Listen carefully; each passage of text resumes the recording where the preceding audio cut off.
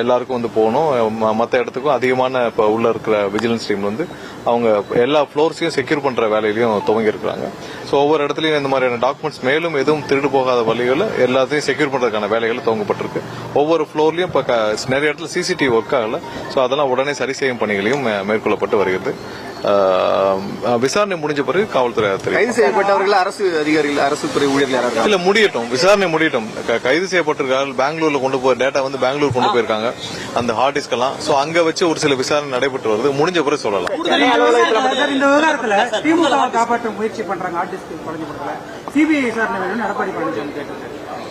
இல்ல எல்லா விசாரணை முடியட்டும். யார் யாரையும் காப்பாத்திருக்கிறாங்க இல்ல, கண்டிப்பா யாரு குற்றம் செஞ்சதெல்லாம் தண்டனை கிடைக்கப்படும். இதுல யார் யார் எதையும் மறைக்க முடியாது.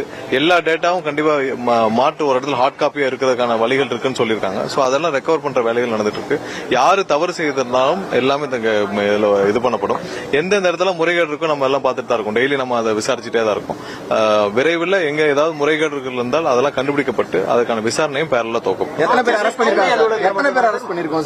இது சென்னை தான் ஹெட் ஆபீஸ்ல மட்டும்தான் இந்த மாதிரியான இதில் நடந்திருக்கு. சோ மத்த இடத்துல பெரிய அளவுல டேட்டாக்கள், அதாவது இது மாதிரியான கிரிட்டிக்கல் டேட்டா, இந்த மாதிரி டெண்டர் சம்பந்தப்பட்ட டேட்டாக்கள் மத்த இடத்துல இல்ல, ஹெட் ஆபீஸ்ல மட்டும் தான் இருக்கு. இது வரைக்கும் 18 ஆர்டிஸ்க்கு ஒவ்வொரு ஃப்ளோர்லயும் ரேண்டமா போயிருக்கு. ஒவ்வொரு ஃப்ளோர்லயும் ஒவ்வொரு டிபார்ட்மெண்ட்லயும் ரேண்டமா போயிருக்கு. சோ அதுக்கான கணக்கீடுகள் ஆல்ரெடி பண்ணிட்டாங்க.